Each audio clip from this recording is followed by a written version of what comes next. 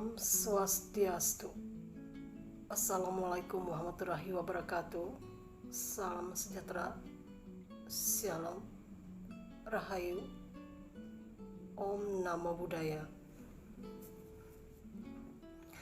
Para pemirsa serta para generasi muda atau adik-adik mahasiswa dimanapun berada, kali ini kita berjumpa lagi dalam channel IGA Suryani. Kali ini saya akan membawakan wacana yang berjudul Peranan Etika dalam Dunia Modern.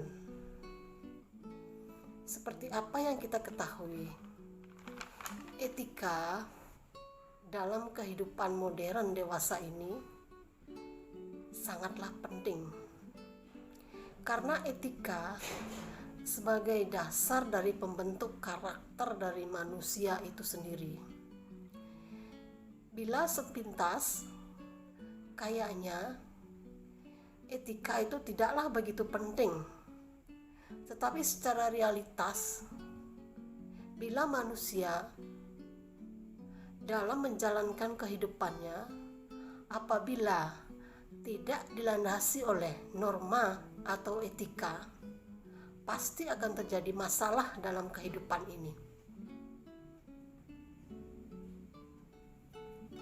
Dan jangan lupa nanti para pemirsa atau generasi muda yang sudah menonton channel saya ini, saya harapkan jangan lupa like atau mensubscriber dari apa yang saya sampaikan hari ini. Nah, seperti apa yang kita ketahui bersama, banyak ada tantangan atau kendala begitu di dalam melaksanakan ajaran etika itu sendiri.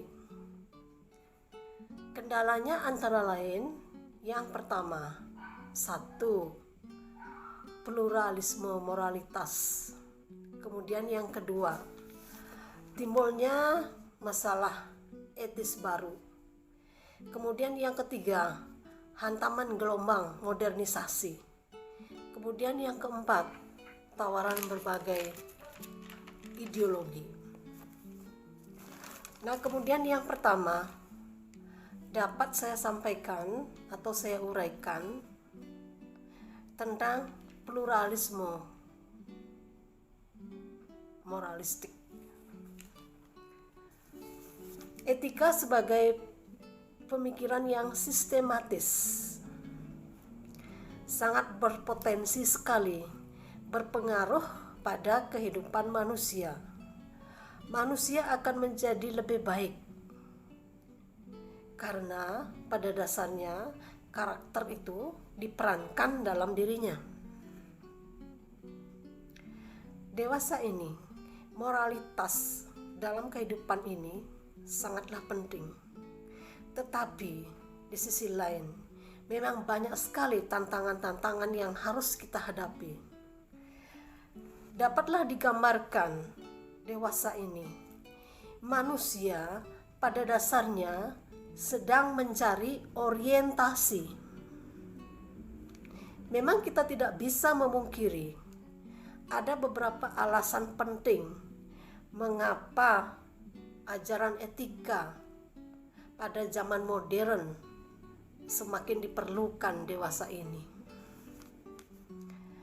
Diperlukan dewasa ini dalam artian untuk memecahkan berbagai macam masalah atau pandangan-pandangan dari berbagai macam suku, ras, antar agama atau golongan. Kita hidup pada zaman yang semakin pluralistik. Setiap hari akan bertemu dengan orang-orang yang dari berbagai macam lapisan sosial budaya.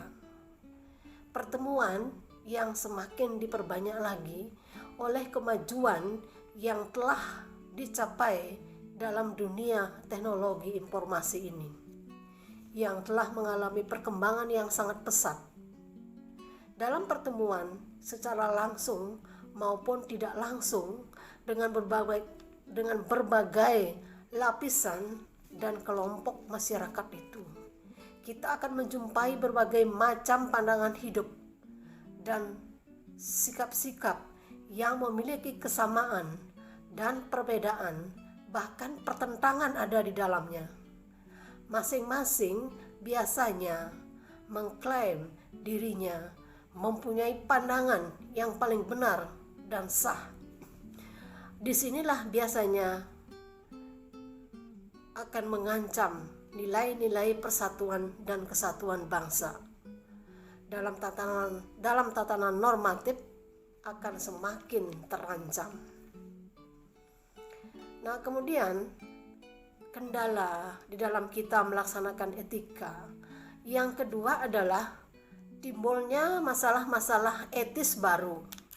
Etis baru ada terutama disebabkan oleh perkembangan teknologi dan informasi, khususnya di dalam ilmu-ilmu biomedis. Sekali terjadi, dalam artian telah terjadi manipulasi genetis, yakni campur tangan manusia atas perkembangbiakan gen-gen manusia. Ada reproduksi artifisial sampai fertilisasi in vitro dengan cara atau donor atau tanpa donor dengan ibu yang menyewakan rahimnya, atau bisa dikatakan ada suatu eksperimen atau jaringan-jaringan embrio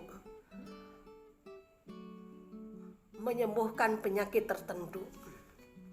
Kemudian masalah cloning dan penciptaan manusia-manusia, serta ada berupa suatu tindakan atau manipulasi genetik. Nah, hal-hal ini sangat mengandung masalah etis yang sangat serius dalam kehidupan manusia dewasa ini. Nah, kemudian yang ketiga, ada yang disebut dengan hantaman gelombang modernisasi. Kita hidup sekarang pada masa transformasi masyarakat yang tanpa tanding. Perubahan yang terus terjadi muncul dewasa ini di bawah hantaman kekuatan, yaitu adanya gelombang modernisasi. Modernisasi yang dimaksud di sini bukan hanya masalah bangsa atau peralatan saja, melainkan yang dimaksud adalah cara berpikir sering berubah. Ya, seperti ada cara berpikir yang secara radikal, yang semula adalah sifat nasionalisme.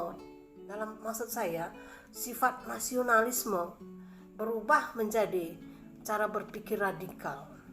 Kemudian muncul sifat individualistis dalam artian yang semula bersifat nasional juga.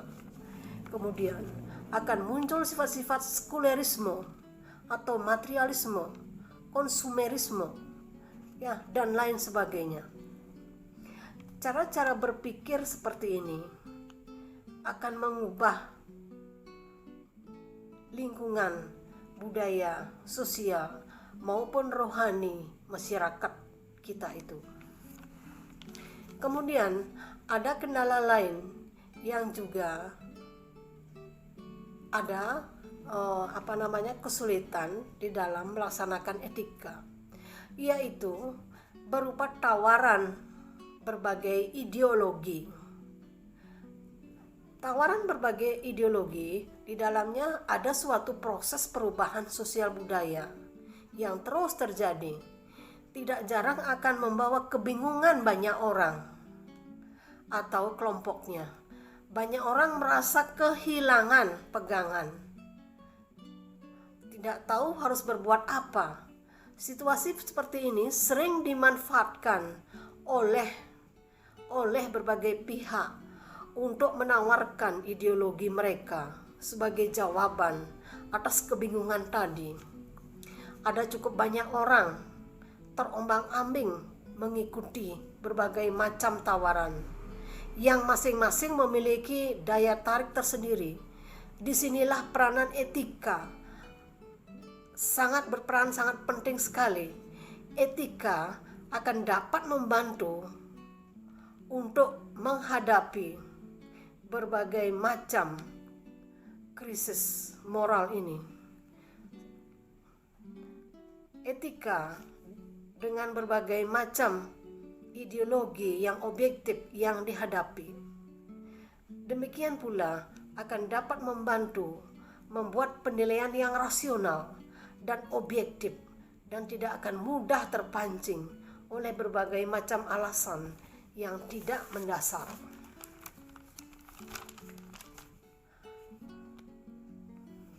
Dari berbagai macam kendala-kendala yang dihadapi ini, disinilah manusia, dalam artian disinilah perlunya etika dalam diri generasi muda. Generasi muda harus punya prinsip hidup yang kuat, menanamkan karakter yang kuat dalam diri ini di dalam menghadapi berbagai macam tantangan hidup dewasa ini. Dimana kalau kita lihat ke depannya, kayaknya tidaklah semudah seperti tahun-tahun kemarin. Jadi tantangan hidup yang saya lihat dewasa ini sangat semakin kompleks sekali. Oleh karena itu, pesan saya terutama kepada anak-anak muda, kuatkan iman saudara. Ya, pertanam karakter Anda lebih kuat. Ya, jangan terlalu cepat mudah terpengaruh sama lingkungan, terutama lingkungan negatif. Ya, selalulah berpikir dalam artian bisa memilah-milah, memilih-milih mana yang baik dan sebaliknya begitu. Nah, kemudian yang paling dipentingkan dalam hal ini, Anda jangan lupa selalu berdoa kepada Tuhan sesuai dengan agama yang Anda anut atau kepercayaan yang Anda miliki. Nah, demikian saudara tentang uraian saya tentang peranan etika dalam dunia modern. Semoga ada manfaatnya. Sekian dan terima kasih. Terakhir saya ucapkan salam agama secara luas. Om Santi Santi Santi. Salam sejahtera. Assalamualaikum warahmatullahi wabarakatuh. Rahayu. Shalom.